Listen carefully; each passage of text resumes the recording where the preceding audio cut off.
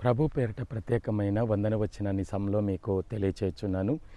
ఎఫెసీ పత్రిక 6వ అధ్యాయం 10వ వాక్యం చదివితే గనక, తుదకు ప్రభువు యొక్క మహాశక్తిని బట్టి ఆయన యందు బలవంతులై ఉండుడి అంటున్నాడు.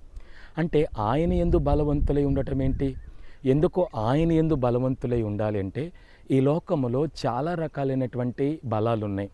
లోక బలంలో ధన బలం ఉంది, అలాగే పదవి వ్యామోహ బలం ఉంది, అధికార బలం ఉంది అండ్ మనుషుల యొక్క బలం ఉంది, కండబలం ఉంది, అలాగనే బంధువుల యొక్క బలం ఉంది, తల్లిదండ్రుల యొక్క బలం ఉంది, బిడ్డల యొక్క బలం ఉంది, భర్త యొక్క బలం ఉంది. అలాగనే అలగం బలగం అనేక రకాలుగా మనిషికి ఈ లోకంలో ఉంది.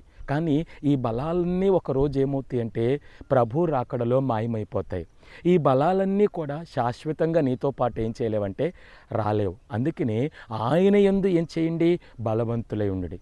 ఆయన యందు బలవంతులై ఉండాలంటే ప్రభు యొక్క మహాశక్తి ఎటువంటిదో నీవు గ్రహించాల. ప్రభు యొక్క మహాశక్తిని నువ్వు గ్రహించి ఆయన యందు నువ్వు జీవిస్తున్నట్లయితే, ఆయన బలం పొందుకొని ఆయన యందు బలవంతులే ఉన్నట్లయితే నీ జీవితం మార్పు కలిగి అనేక మందికి నువ్వు మాదిరిగా ఉండగలుగుతావు. ఆ బలము ద్వారా ఈ లోకములో ఉన్న సాతాను యొక్క బలాన్ని జయించగలుగుతావు. ఆమేన్.